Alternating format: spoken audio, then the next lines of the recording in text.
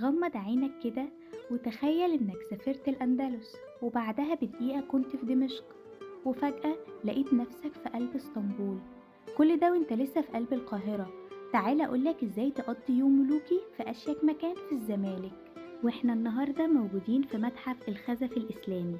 المكان ده في الأصل كان قصر الأمير عمرو إبراهيم حفيد الخديوي إسماعيل. وأجمل حاجة بجد في المتحف إنه فاتح أبوابه لينا كلنا مجانا. والمتحف هنا عبارة عن دورين، كل غرفة فيهم بتحكيلك حكاية عصر مختلف. أول ما بتدخل الدور الأول بتستقبلك غرفة العصر الفاطمي، شايفين رقي وشياكة الخزف اللي حقيقي منتهى الجمال والفن.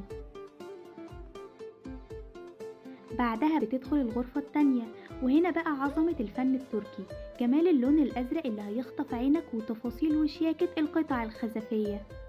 أما الغرفة التالتة دي مجمعة عصور كتير، هتلاقي فيها روح العصر الأيوبي والمملوكي والعثماني وحتى الأموي. تخيل إنك بتشوف فنون بقالها مئات السنين في لفة واحدة بس.